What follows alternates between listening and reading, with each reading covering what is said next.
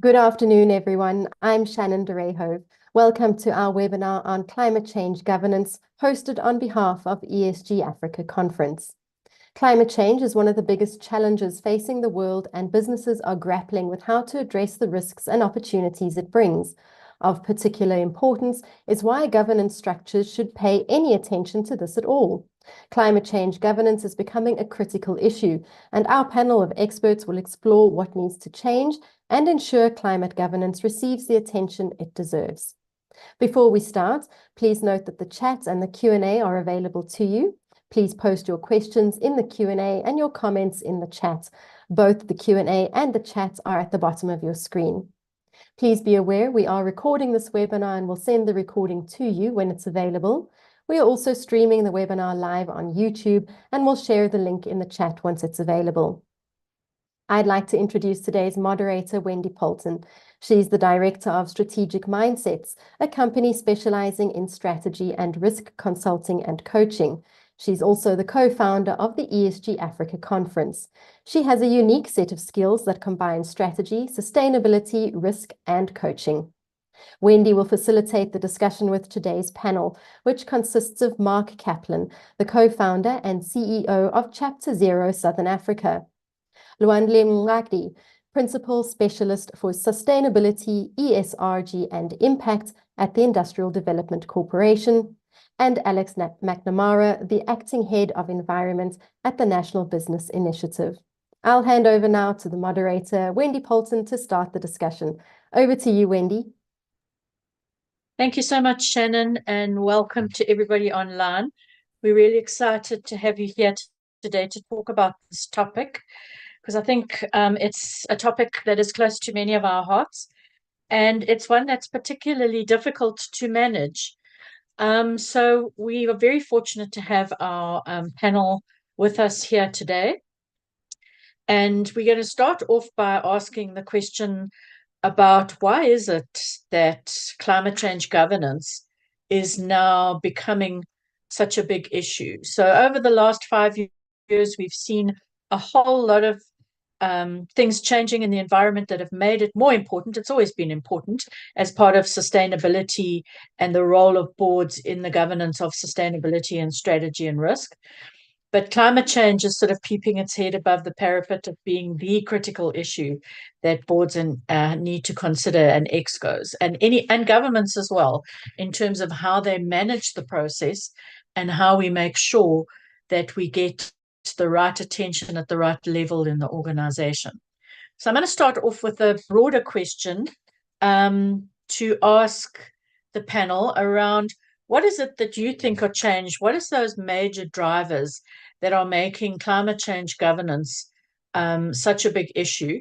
And then we're going to stop and do a couple of polls. But I just wanted the panelists to, first of all, just give us an introduction as to what they think. So, Mark, I will start with you, as this is Chapter Zero's bread and butter.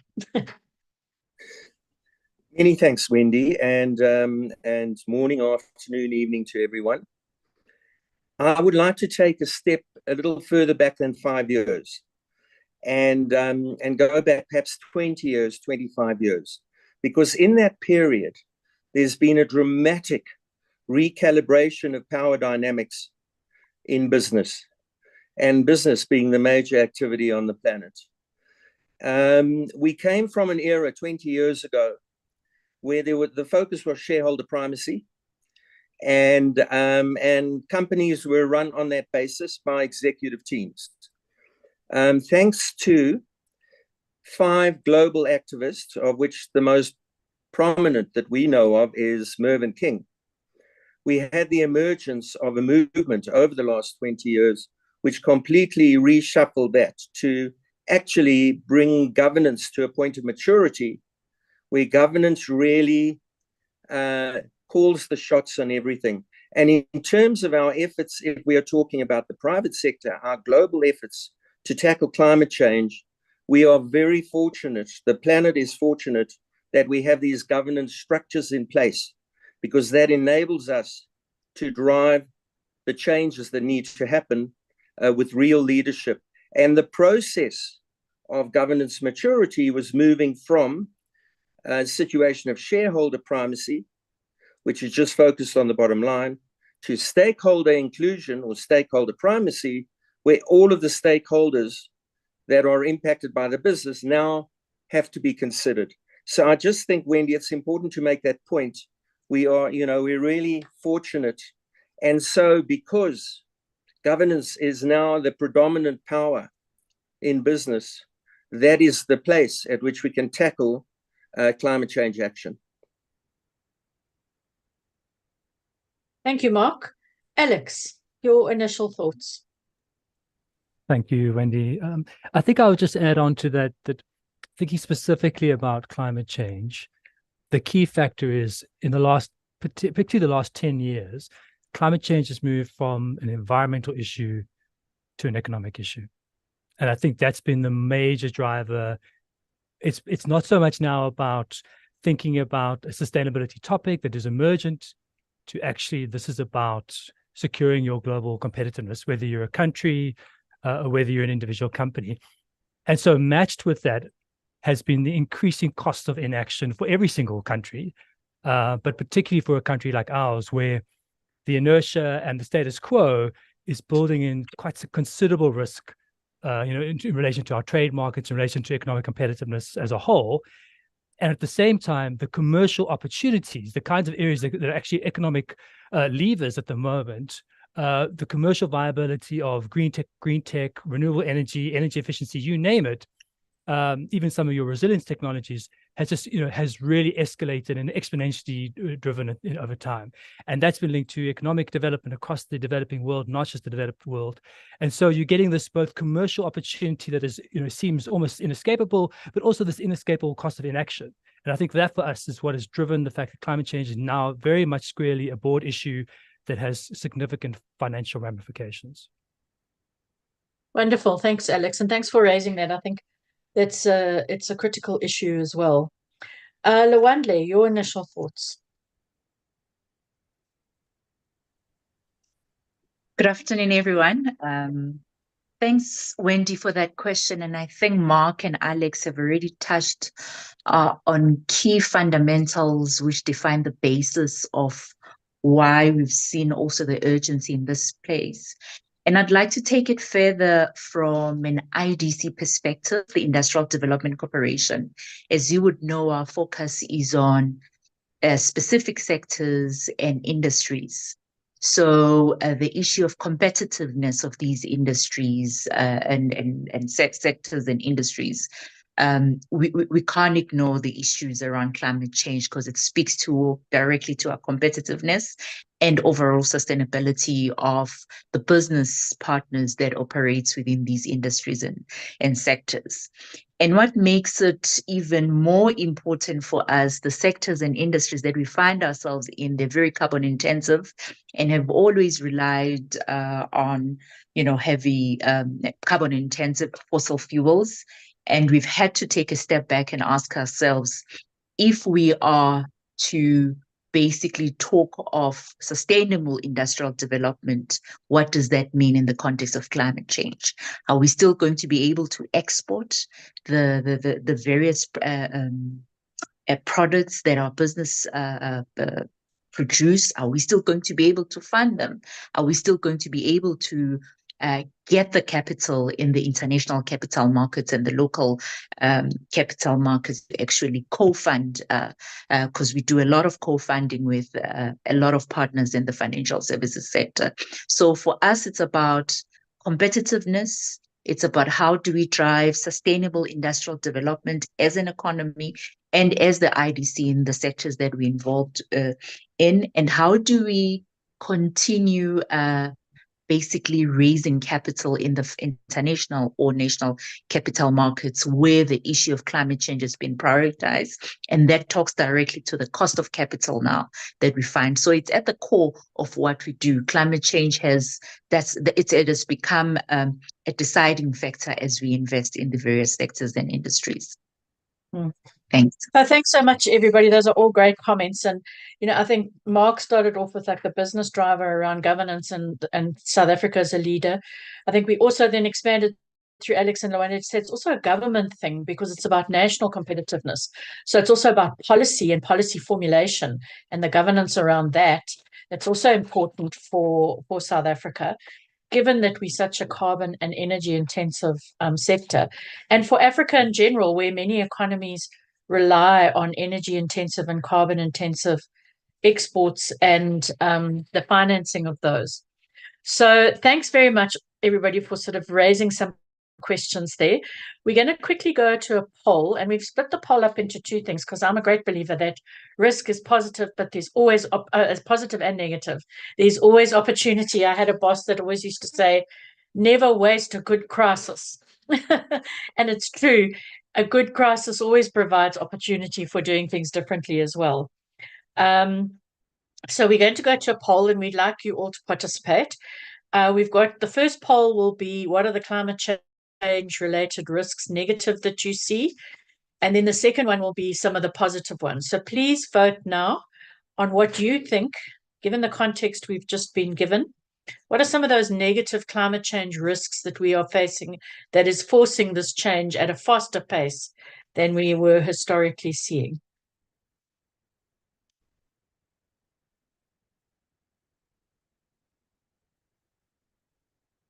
And just to mention while you're filling that out, we have also included not just the mitigation risk, but also the very important adaptation risks.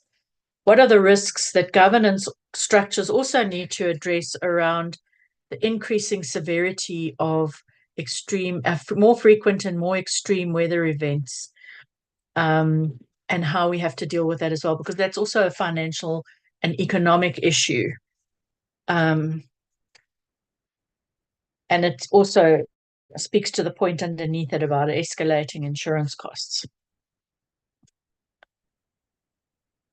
So Shannon, would you like to show us the results when you have them?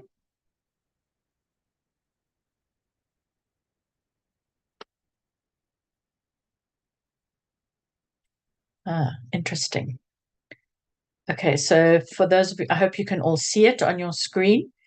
At the moment, the winner is it's between sustainability, disclosure, and reporting standards and adaptation, followed closely by decarbonization.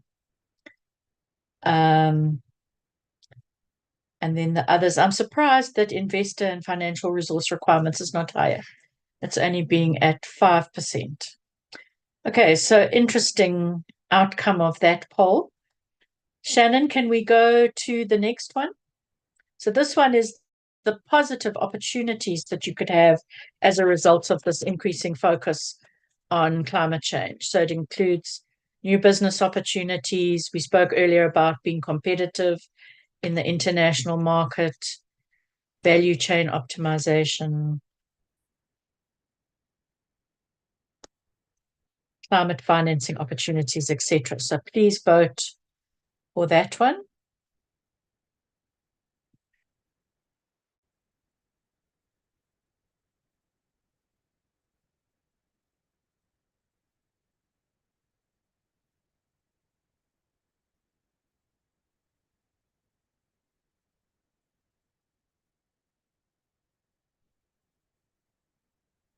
Okay, Shannon, can you show us the results?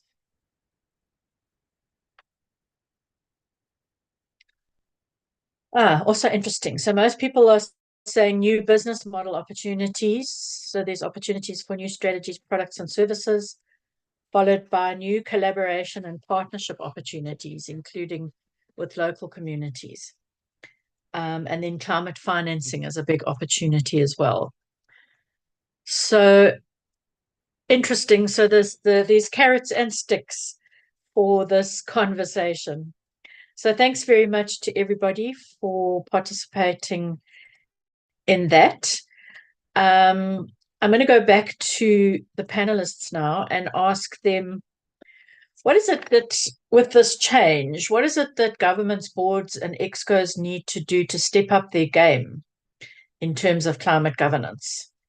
What are some of the practical things that they have to do to address these positive and negative opportunities that come through? So Alex, I'll start with you this time. You're from from the NBI? What are your members doing around this?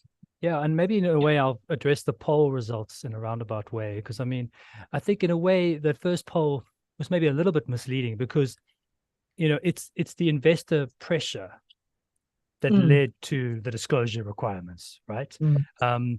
When we helped set up CDP, which at the time was the preeminent carbon disclosure means across the world, it was was then an investor-led initiative, which then of course drove disclosure-related requirements, and of course put the tremendous pressure on company reporting teams to disclose. Just one point on that, I think we must not forget that reporting is not an end in itself. The risk still lies in the investor relations, in the market access, in the social impact, in the vulnerabilities of the supply chain, the ability of a company to actually address the material risks. The reporting, of course, is an avenue or a means to help achieve that, not an end in itself. So, but I think we're fortunate. I mean, certainly we work very closely with mostly the large listed companies in the country that are our members, the sort of JSE top 100. Many of them have been disclosing on various platforms for over a decade. And so we have seen a significant shift in corporate South Africa, particularly, I guess, a larger leading pack that have used disclosure and climate risk as a way to ask the right questions, to start investment.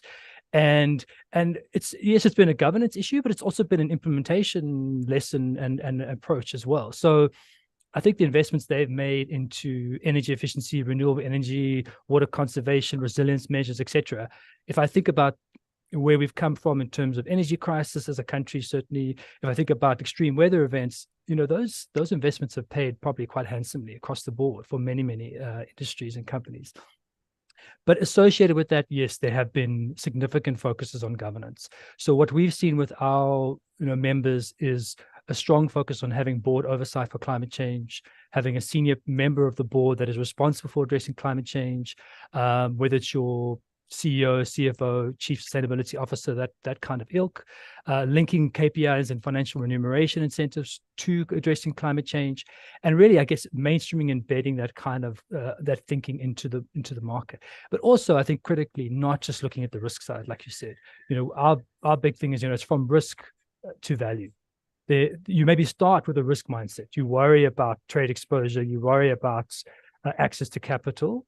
But over time, actually, the emergent business models, the economic opportunities, the efficiency gains, the reputational gains, the closer links with your supply chain, your consumers, etc., those actually start to really be the drivers, and the value creation emerges from that. So I think you need the governance, you need the strategy, and then I think it plays out in actually significant opportunity in the short and of medium term as well.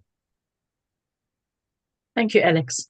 Lwandle, your thoughts from a financial point of view, but also as a more country level institution.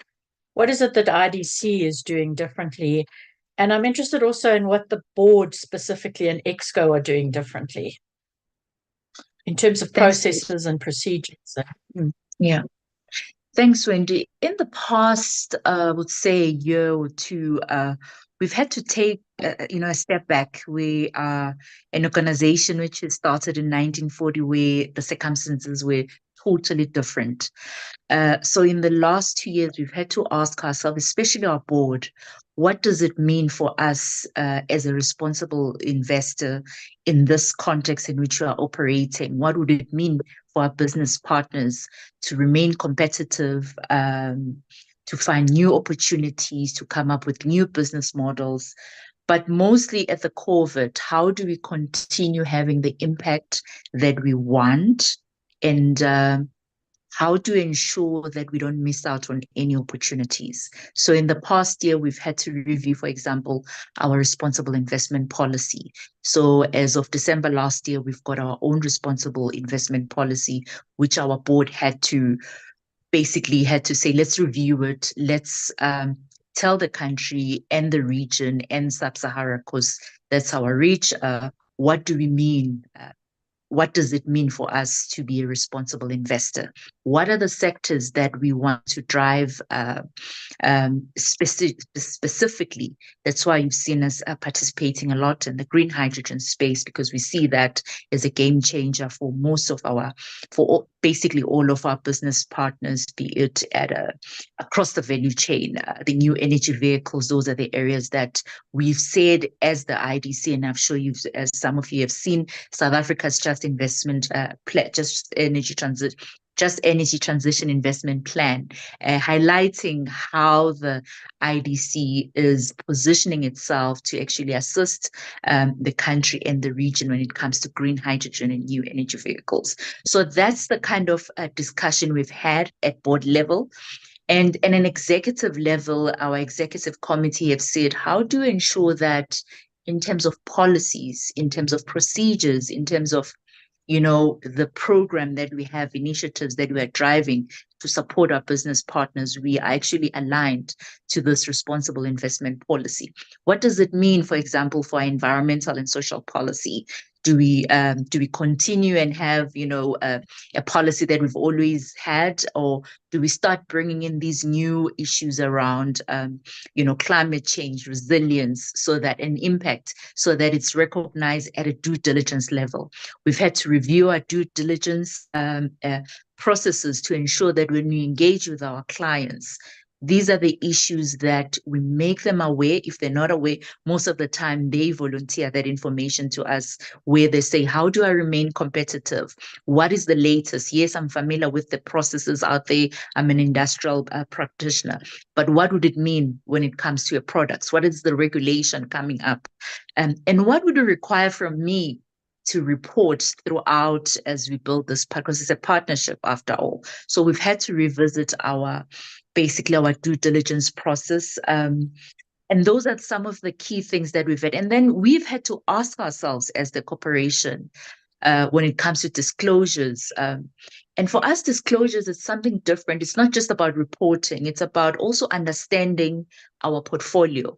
We don't see, transitioning our portfolio, especially since we're in the carbon intensive sectors, is priority for competitiveness for those industries to continue, as I said earlier, to actually have the impact that we want them to have, but also new opportunities to sustain our investments. So internally, the executive committee have said to us, we need to understand our financed emissions. Where do we stand with that? And a lot of, if you look at the financial services sector at the moment, that's the question that everyone is asking themselves. How do we account for our finance emissions? How are we transparent around these finance emissions? Are we using the correct methodologies? Are we not greenwashing? And how do we get to a point where we say these are our metrics and targets that we are going to utilize moving forward as we report against these financed emissions? So those are some of the practicalities. So it's just the processes, how we engage with our business partners, and simple things, the contracts that we put in place, so that we strengthen the partnerships with our investee companies in terms of, as we ask them to provide us, we are known as the DFIs, to ask for a lot of information. But that information now, the requirement is changing. It's around impacts. It's around opportunities. It's also allowing us to be able to go to the capital markets and say, these are the kind of business partners that we have. This is what they are conscious of, and this is what we will continuously ask of them as we continue investing in them. So it's a learning opportunity for us, and it's a practical. It's how do we do it? It has required us to change, to review how we do our business as a whole. So that's what the board has taken upon themselves, and that's what the executive and the various heads and specialists across the corporation are busy with at the moment. Thanks. Thank you, Lwandle. Mark, so we've heard from a couple of enlightened companies and what they're doing and all of that. You're also helping companies that are not as far along that track to start thinking differently and do their governance processes differently. What are your thoughts on the major shifts that we have to make? Thank you, Wendy. Yes, and the different perspectives are interesting. What I'd like to start off with just talking about is the two poles were disingenuous, and Alex touched on them. And the disingenuity is the following. You see, the crisis of climate change and everything that emanates from it is a matrix of very complex risks and challenges which touch on various things. I mean, Alex spoke about moves from environmental to economic. There are a whole lot of things. So the matrix of risks is extensive. And the other issue is not only is there an extensive matrix of risks, it's all come on us so suddenly and it's accelerating. So the disingenuity is that the questions you posed, both positive and negative, all of them are equally important because they are all completely interrelated. And anyone who had full visibility of the whole thing would say, I can't answer this because they are all equally important. So that's as a starting point. Chapter 0 globally, and we're Chapter 0 Southern Africa, is an initiative set up by World Economic Forum with a specific focus on capacitating and creating literacy and learning on global business leadership in how to tackle this problem of climate change. Because in every industry, in every company, there are certain specifics. But actually, to understand what you're doing, the governing body needs to understand the full set of what climate change consequences are. So somebody who's fully literate would be able to say, I can't answer this question. There are certain industries which would say for us, question 1 and question 2 are important. So what we're looking at is how do we provide that learning curve for everybody involved in the governance. And I think that the challenge we have is it's come so quickly. The learning is very, it depends on where you are. And so the difficulty is we don't have an audience of business leadership around the world who's been looking at this for the last 20 years. It's suddenly on them. So when you talk about the challenges of training and development, it's really how do we provide exposure to everybody involved who has a seat at the table. It's not only the board, it's the executive teams, it's the sustainability teams. Anyone who has a view needs to be on this learning program, not necessarily Chapter 0, but I mean, on a learning program to understand how all of these things fit together. Because if there's somebody who is critical to decision making who doesn't understand that, that would become a blockage in moving forward. So, you know, I think most companies understand the issue, Wendy, and your big companies are all in the process of trying to put in place strategies, such as Lwandle spoke about. Strategies, how are we going to go and tackle this? But we don't understand enough about it. There is a dearth of skills around the world because it's come so quickly. And I just want to make the other point is that it's complex. It's created complexity because there are a plethora of commercial, advisory and consulting entities who want to peddle their own little piece of commercial opportunity, which puts additional pressure, which may not be what is needed. So really, the big thing is to focus. How do we create a really, a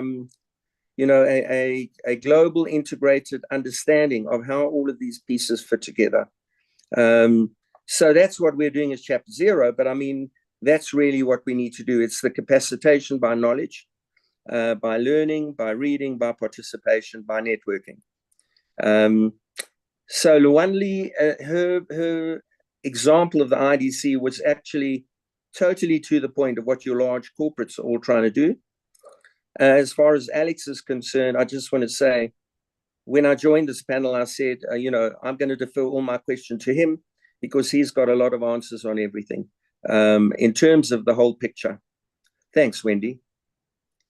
Thanks, Mark, and totally agree about the poll. We wanted, all of those issues are important and it's very contextual. So what may be important to you may not be important to somebody else. But unfortunately in Zoom, you can't rank them. So we had to ask you to choose. But absolutely agree. It's an integrated picture. And that is important, which is why it's not just for me a climate change issue. It's about how you have developed your strategy as an organization and whether you have considered some of these interconnected things. So I wanted that's actually a nice segue into a discussion around, and it links to the metrics and reporting. So recently we saw that the TCFD requirements are now going to be incorporated into IFRS, and they point you in the direction of doing scenarios, because although climate change has been on the agenda for a number of years, it's going to be on the agenda for a number of years in the future as well. And so they point you towards doing scenarios to understand potential outcomes and look at those integrated risks under different conditions. Does the panel think that boards are ready for that kind of conversation? And understanding those integrated pictures. Often what we take to boards is very much an outcome of the work that's done lower down in the organization, and they themselves don't engage with some of that complexity. So how do we get that level of thinking and that interaction with the topic, given that board agendas are packed and you have a pile this big of your board documents that you have to go through? Are we spending enough time looking at those kinds of issues at boards and excos, given the complexity that Mark and Lwandle and Alex were talking about? So Lwandle, I'll start with you this time. Thanks, Wendy. So that's a very interesting question, Wendy. And I think I've already touched on it in my previous response. So in the last year, when we were asking ourselves, what does it mean for us to be a responsible investor? How do we continue having an impact that we want? And how do we ensure that transition, and most importantly, the transformation of our industry happens? We also needed to go back to our mandate. What is our mandate? Our mandate is sustainable industrial development. So in the context of all these, especially IFRS 2 or TCFD, since it's been integrated, has been in that context, how do we integrate that into our overall mandate? So context becomes very important, especially when you are dealing with boards who don't have a lot of time. So whatever you're presenting to them in this context, it needs to align with the vision and the strategic objectives that they have at hand. So for us, we've had again to actually go back to the drawing board and say, what would be our sustainable industrial pathways in the context of climate change, prioritizing climate change? And that allowed us to actually start looking at the risk, start looking at the trade issues, the impact of the upcoming regulation and the impact it will have, for example, in our key sectors like the steel sector, be it the fertilizer or petrochemical sector. So our strategy on sustainable industrial pathways, for those who have not been able to see it, it's actually on our website. It actually looks at that and say, yes, we want to drive industrialization in this country, but how do we do it in such a way that it's still responsible? It considers the issue of impact, social impacts, issues around social justice, inclusion, solidarity, economy, and all those issues. How do we still keep those priorities in the context in which we have of climate change? So for us, sustainable industrial pathways, which encompass all of these impact issues, or what you would call sustainability issues that we still have to deal with as a country, they still need to be at the core of that. So for your scenario planning, they remain there across any scenario you come up with. How do you still drive the transition and the transformation and the impact that you want, the social impact be the one? And what are these climate scenarios that you are posing? Do we see a world where we have this energy source, or do we see a world where, we don't have any gas and we're remaining with coal alone, or a world where everything is renewables? Can it actually continue sustaining the industries? And you would know a lot of industries are dependent on gas or Eskom power. So that is some of the thinking that we've had to consider as we develop our framework strategy, which is focused on sustainable industrial pathways. And that's the language, I think, which a lot of board members get, because they say, we hear these new opportunities that you guys are talking about and the risks that are, what does it mean in terms of our mandate? What does it mean for our developmental agenda as a country? How do we ensure that we don't lose sight of that as we develop these new, as all these regulations and compliance is coming our way? Because we still want to be compliant. We still want to participate in these disclosures. But how do we ensure that we bring our context as South Africans or as Southern Africans or as Sub-Sahara region, wherever you are in the region? Yeah. Thank you, Lwandle. Mark, do you think boards and excos are spending enough time on this issue, and how do we help them navigate that complexity without spending more time? So, I mean, that's a very pertinent question. Wendy, it took the world 100 years to agree on a financial reporting standard, which was IFRS, and it's now S1 in IFRS. It took the world 18 months to agree on a sustainability reporting standard, which has now been put in through IFRS into S2. Anyone who was involved with the implementation of IFRS S1 will know it wasn't a case of changing the way you present your financial reports on the final day. It had to be integrated into the business, and it was a very, very complex process. That's S1. Professor Mervyn King talks about S1 constituting only 20% of what you should know about a company. The sustainability reporting is the other 80%, and the complexity of that is significantly greater. So the world has not had an opportunity to actually work out how they're going to manage the process of presentation under S2, and it is because it goes so deeply into other areas other than just the financial. And the problem is exacerbated because the major consulting firms, who the specialists that corporates turn to, are equally behind the curve on this. So the reality is it's going to be a really difficult thing to do.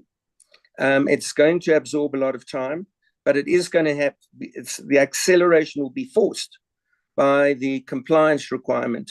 So Wendy, it really is a huge challenge, but it's a fantastic challenge because it actually drills down into exactly what is happening in the organization, and it's all related to elements of stakeholder inclusion, and that's what the whole point about it is. And let me just say, when we then get to supply chain inclusion under S3, that's much more complex because it has been said that on average, your carbon emissions from supply chains, on average, are likely to be a multiple of what your carbon emissions are under S1 and S2. So, Wendy, it's a huge challenge, but it's a fantastic challenge because it really is holding everyone's feet to the fire, and boards are going to have to learn very quickly. Thanks, Mark. Alex, your thoughts? Thanks, Wendy. I might take a slightly different approach just to your original question, which I suppose was alluding to TCFD and scenario analysis. That for me, and I guess for us as an MBI, it's very much about a company maturity level. And I would think you've got to work with the company or yourselves where you're at in terms of your level of maturity. If you're at an early stage and you're still effectively making the case for climate action or climate change governance for that matter, I think you're really actually still in the business case territory and don't even necessarily want to use climate change terminology. I mean, for many companies in that space. So it would be a case of, well, you might say, what are your climate change impacts for the previous financial year? And they would say possibly it's 0.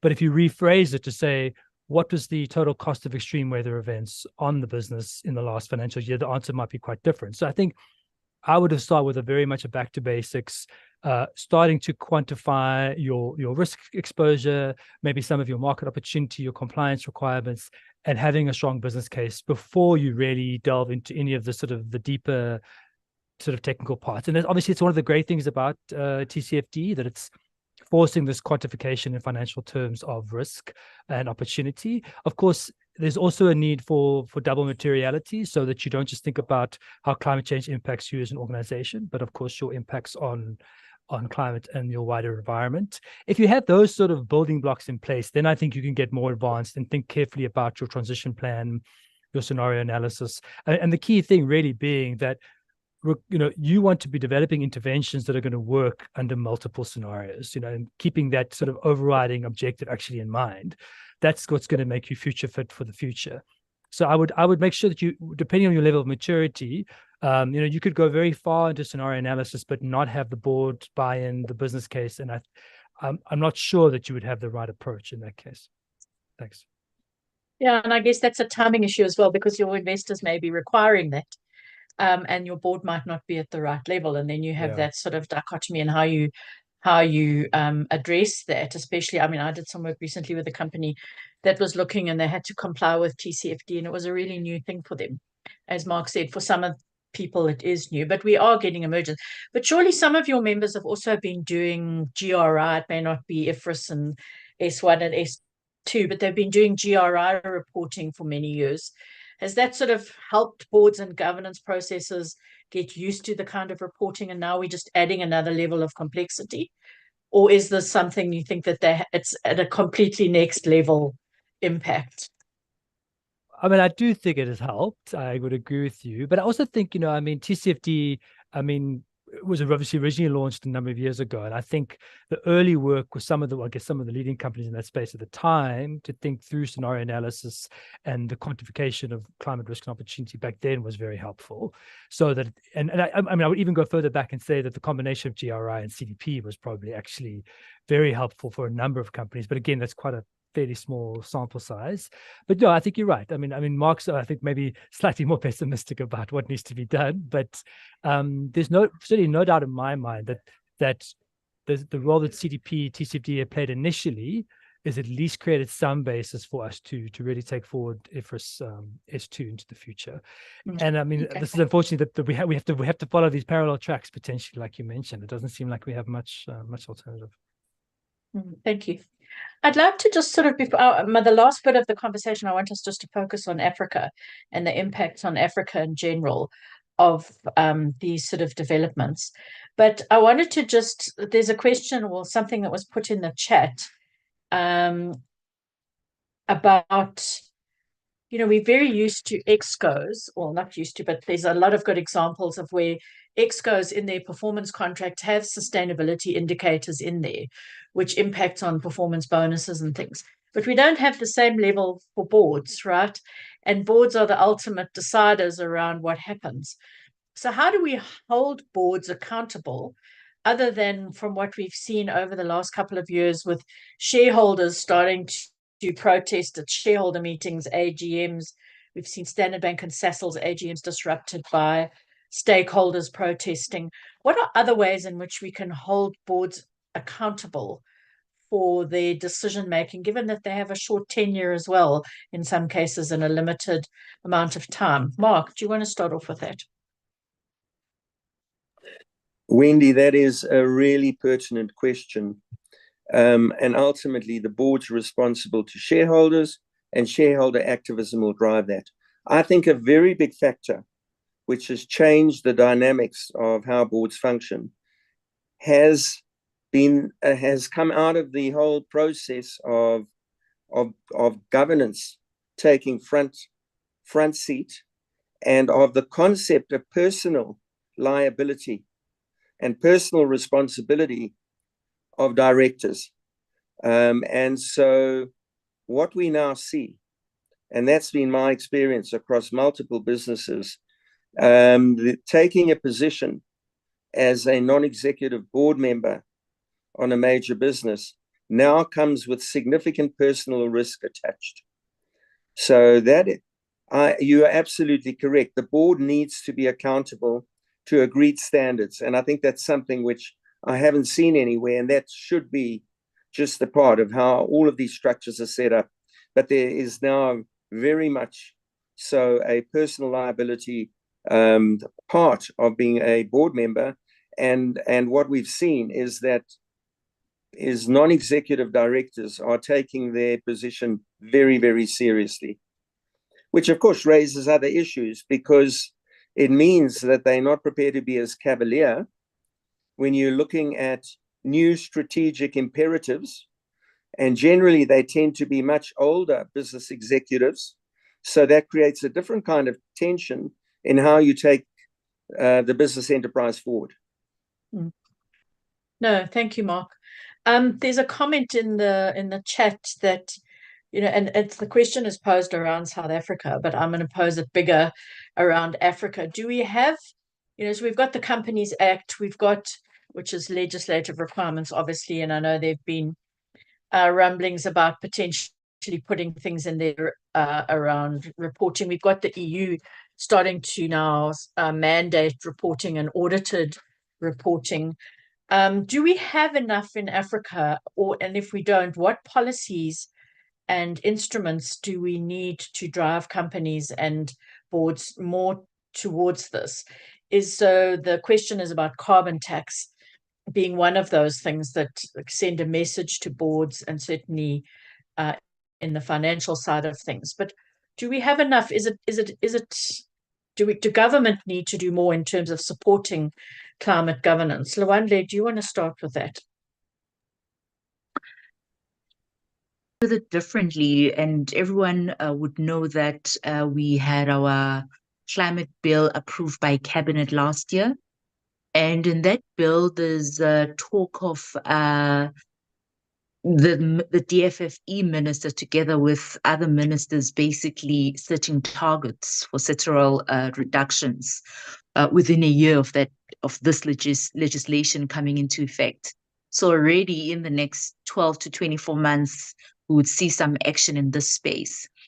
And for us as the IDC, that it will mean that some of the key sectors and industries that we've invested in, they would have to, if they have not, they will have to start thinking about their targets. But before they can talk about their targets, they will need to understand where they are in terms of their emissions, be it scope 1, scope 2, scope 3, or whatever scope they want to go as far as. So for us, it's about the sustainability of those business partners. If there's a target, what does it mean now in terms of the sustainability of that business? Does it mean reduction in production? Does it mean a complete change of that business? And how do we step in to actually assist them in coming up with, if we can, appropriate transition plans and, eventually the targets that they have? So in terms of policy, I think policy, and we've seen the reporting guidelines as back as, 2017 or before that. We've seen companies, some of the key sectors in which we're participating in, they've already been playing a key role around carbon budgets, and they've used them to actually see how they can balance out some of the carbon tax that has been required from them. So I think in terms of policy and regulation, I think we have enough, but I also would like to look at this different. You can only do so much with policy and regulation. So what would happen in a country like ours? Business is going to close down, and go somewhere else where they can own in a country where there's less. But or they would change their business model completely. But it's more than just policy and regulation. It's about the responsibility that each business is taking upon itself to ensure that they remain competitive. They still want to drive the impact that they have articulated to us, especially as a DFI, because most of our business partners, they're not coming us just for funding on its own. They always say, we're coming here for funding because whilst we want to do industrialization, we still want to drive impact in the communities that we are operating within. And that has tended to become very important for a country like ours. The issues of jobs, as I said earlier on, social inclusion, township economy, all these other, priorities that we have as a country. So I see those things driving more of this agenda than your policy that you would have on climate or the regulation. Of course, we can't ignore those policies, and because they affect the products that we produce as a country. The EU has already told us what is it that they will accept and in what context. So that is there already. But it's about how do we continue driving our sustainable development agenda? How do we still ensure that other priorities that we have as a country in this context are still met? And what we are seeing is that our business partners, that is still priority for them. And that's priority, that becomes priority for us and our ExCo in our board, which talks to being a responsible investor and being an impact investor that you want to be. Yeah, so policy and regulation important, but in what context and what priorities are driving, be it the industry or the company in which you are operating, and the community that is impacted by the business that you are operating. Yeah. Oh, thank you, Lwandle. I'm going to move on then to sort of Alex, did you want to comment on that as well? If I may quickly, just Please. on the public sector.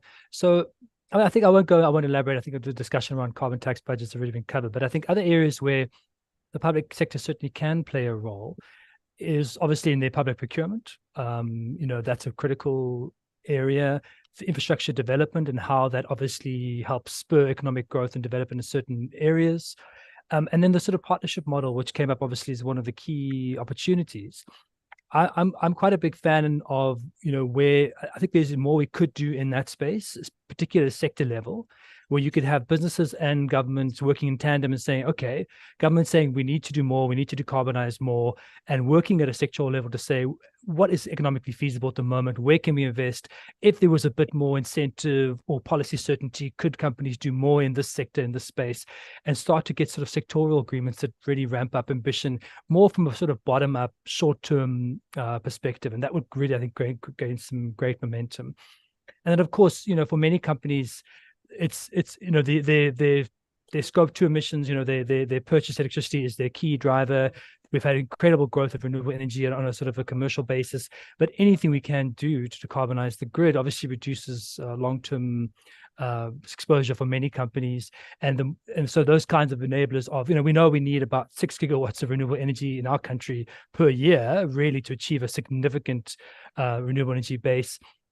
The prospect of green hydrogen is so significant that we could really double that and really have significant green industrialization, not just linked to the renewable energy value chain, but also to green hydrogen. So anything that really scales renewable energy, certainly out of the work we've done, the economic modeling and energy modeling we've done with partners, suggests that that's another area to really focus on.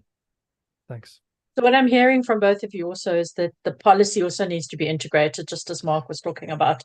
The integration at a company strategy level, that policy also needs to be integrated and needs to look at all these competing dimensions like employment, social inclusivity, as well as climate change and all the others as well. So the governance issues at government are pretty similar, but there's a comment I see in the chat that it's also about implementation. So it's not just about policy, but it's, can we actually get the boots on the ground? And I guess the JET IP has gone quite a long way with actually getting some money in, and hopefully that then starts catalyzing some of this development. So I want to just in the last couple of minutes that we've got, just talk a little bit about the challenges of all of this for Africa as a whole. And in particular, my particular passion is that a lot of our companies are SMMEs. So it's all very well talking about this at a big corporate level, but a lot of the bulk of the economies in Africa are driven by SMMEs. And how do the governance processes within SMMEs help address this climate shift and risk that we're seeing now, and the broader sustainability issue? And I see there was a question from Theobald also about the sustainability standards and all these different ones that we're going to have to deal with in terms of reporting. What does that mean for SMMEs? Anybody want to take a stab at that?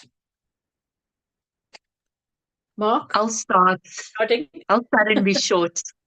Yes. Okay, Mark, Sorry. please go ahead. Mark, go ahead. Go Okay. ahead. The conundrum, and Wendy, you mentioned it. The conundrum is this question of mitigation versus adaptation. So the global focus around climate change action is largely around decarbonization. And if we categorize it, that's largely our industrialized economies, the global north. The consequence of that, so that is mitigation, as you've referred to it. Adaptation is the rest of the world that's left behind, having to adapt to the consequences of that. So the real issue for Africa as a supplier, largely into the global north, is we are following their efforts at decarbonization, and we have to adapt to the new environment they've created. What we've put forward into the whole global Chapter Zero issue is they've constructed their agenda around focusing on decarbonization. And what we've been doing in talking to our client base is we're saying, yes, decarbonization is a piece of the E of ESG. But in Africa, we've got much bigger problems which sit around the biodiversity and all the issues around S and G. So the conundrum and the challenge we face for the SMEs and for Africa is it's not the issue of decarbonization so much as how do we shape our activities in order to maintain our relationship with our markets in the global north, where they're focusing on decarbonization, and we're feeling the effects of that. So that isn't providing any answers, but that's the reality of where we are. Thank you, Mark. Lwandle, you wanted to come in? I was going to say we are seeing a lot of innovation coming from SMMEs.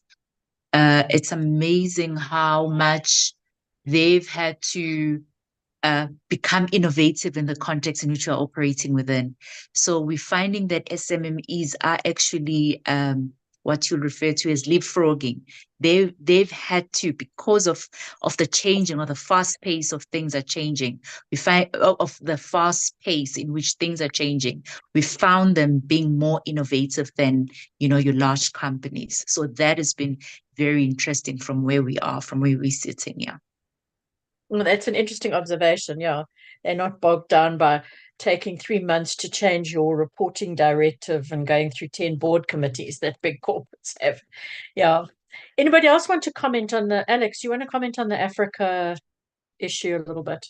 Yeah, I mean, I was going to go with a similar note around innovation. I think we have to note, I mean, there are issues raised, I think, in the chat around SME capacity, but the way we've looked at it, certainly, which I think is applicable really across Africa, is the economic opportunity that's sitting here. And we run something called we work in a program called the Climate Finance Accelerator with partners, which really is, again, building up these innovative green tech and other industries, and it's really very exciting to see. But other work we do has shown that, if we look at this from a value chain perspective, yes, the focus could be on big corporates and big corporate investments. But if we look down to the value chain, there's a real opportunity to integrate SMEs into these, into corporate value chains, into investments, whether you're providing a raw material or a small supplier. So that kind of ecosystem-based model is kind of how we refer to it.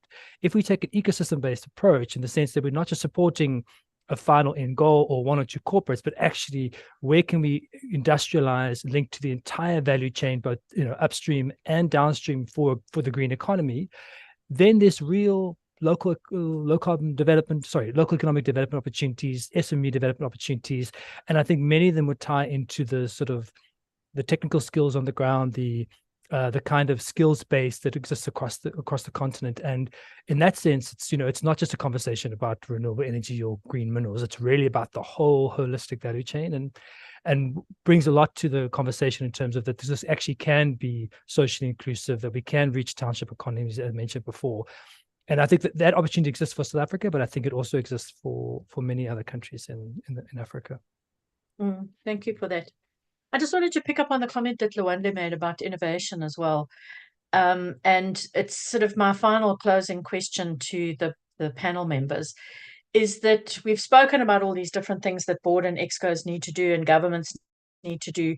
Do we have the right mindsets to be able to do that. You know, because in order to do that, you've got to have a different risk appetite. It's got, you know, you have to look at things differently to the way we've historically looked at things, given this interconnectedness and the pace of change that we're seeing in this VUCA world that we live in. And often boards are very risk averse and excos are very risk averse. They don't encourage innovation to the extent that they should. And also that makes it quite difficult. So that's my closing question to all of you. How do we work with those leadership structures in government, in business, and change the way in which they think and not just raise their awareness about climate change? So Mark, I'll start with you. So Wendy, the conundrum is that as companies get bigger, they get less and less flexible, less strategic, and that is a real problem. And I think, you know, in the same way as what I love about the global movement for climate change is being driven by the younger generation. And so that's really turning things on its head.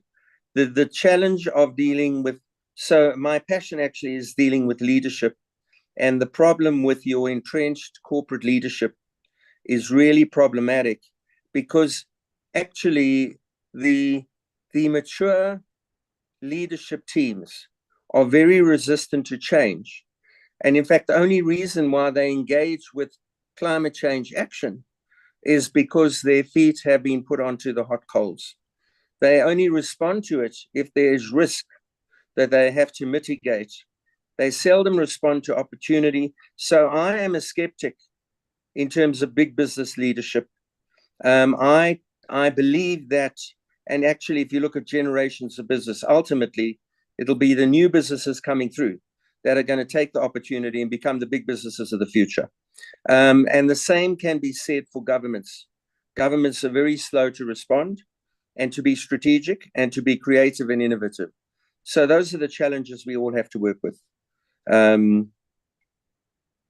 it from us. Lwandle, your closing comment on this topic. This is still a big challenge for us, especially as a fossil in the space, industry space. I must put that up front. It's still a challenge. Things take time. However, we've recognized this. So we have a part of our business that some people are not familiar with. It's a program which we call a partnerships program, where we manage about 40 funds, social fund and solidarity funds. And we utilize that part of the business to also learn, especially from SMMEs. Some of you may have seen the work that we are doing within the township economy. It's been very interesting to see what's coming out in that context, from an energy perspective, from an innovation perspective, from a supply chain perspective. We are involved with the Social Employment Fund. It's been interesting to see what's coming out of the agricultural sector and the health sector. So some of these funds have taught us a great deal in terms of leadership, in terms of innovation, in terms of simple things like measurement and ensuring that sometimes it's not just about the dividends, it's not about the profits, but it's about the impact and how do you account for that impact that you've been able to reach with your investment. So I think the work that is happening within the social funds and solidarity funds we've had, and also business models. And I think we always talk of innovation as just products. I think I guess it's another type of products, the partnerships, these new emerging partnerships that we are seeing within South Africa in terms of ownership, economic models. Those are becoming very important because you find that a big corporate will partner with a small with an SME in delivering a certain products and things that they cannot do internally. They're able to pass that on to the SME. So those are common economic models. Those are some of the areas in which we are learning. And I think we sit in a better position as a DFI because we're in the business of risk. We wouldn't go in it if it was, we tend to be not risk averse as we'd like to think. We like risk because that's where the opportunity lies, basically. And that's where we are able to be, to actually do more innovation. So we are learning. It's still a challenge, but we found that with the funds that we manage, which are very dedicated to the areas that we want to have an impact on, we've had positive outcomes, and we're learning a lot from them. One of the areas that we are looking at together with the NBI, the accelerator, I think Alex touched on it, and it's such a brilliant initiative that is coming out of South Africa, where innovation is at the core of some of these SMEs are coming up with, be it on climate mitigation, be it on climate adaptation. And then I saw a question around biodiversity. Biodiversity, just a second. That's another area that I still think we need to talk about, especially in the context of industrialization, what the impact that we have as industries when it comes to biodiversity, and how do we stay accountable in that regard. Thank you. Yeah, thank you. There was a couple of comments in the chat about, we mustn't forget about the environment and all of this, which is true. It's that balance again. Alex, your final comments. 1 minute, please, if that's okay. As Mark was talking, I was thinking, okay, how could I possibly come up with a counter view here? But I suppose my counter view would be that when we ran our analysis of could South Africa achieve net zero by 2050 in the Just Transition Pathways reports that we released, I mean, over 30 company CEOs were with us and behind that work as well. And I think we're a major driving force of the work. And I think my hope is that, the out of the sort of crisis element that you mentioned earlier, the drive to private sector utility scale renewable energy, for example, the kind of opportunities in the green hydrogen space that will propel the kind of the significant shifts within the private sector in terms of investment, R&D, and implementation that open the door for other areas as well. So hopefully that will be the first phase of our next industrial path. Great. Thank you so much, everybody. I think it's really been a rich discussion. I've heard, and I think we've discussed, it's complicated, it's integrated, it's a reflection of our very complex world that we live in and fast-changing world that we live in, but that we're going to need innovation, we're going to need different mindsets, and we're going to need to consider how Africa specifically needs to grow and evolve. And I just wanted to mention that ESG Africa is having a focus on SMMEs at our conference this year. And we're having a free, if anyone is interested, SMME training session together with our partners GRI on SMME reporting and ESG reporting, and how they can start doing that in a structured way that helps them not get overwhelmed with all of these issues. And last comment, I don't know if any of you have read, but the World Energy Council just published its World Energy Insights.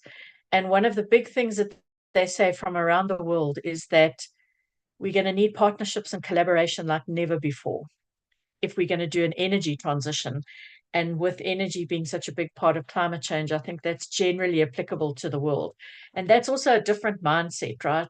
You're going to have to share some of the credit and do things collaboratively. And that is, I think, going to be a big challenge for governance structures around the world as well. So thank you so much. With that, I'm going to hand back to Shannon to do the closing. Thanks so much, Wendy. And thank you all for joining us today.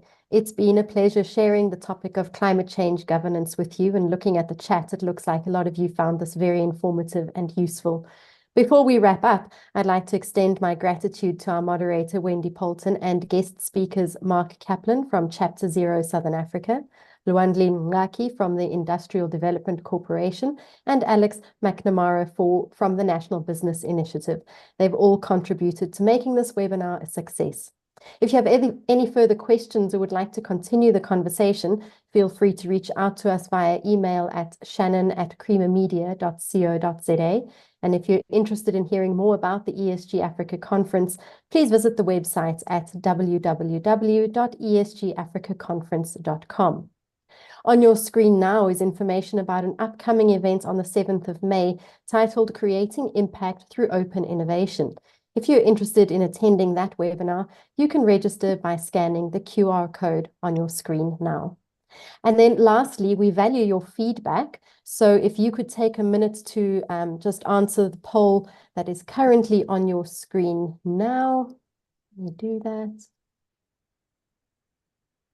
That will also help us. Oh, sorry, that's the wrong one. Let me, it is this one. It should be showing on your screens. Now, if you could just answer that for us, we would be most grateful. As I said, we value your feedback, so if you could take a moment to fill that out, we would appreciate it. And with that, I'd like to bid you all farewell. Thank you so much for your time and for joining us, and we'll see you in the next one. Goodbye. Thanks, everyone.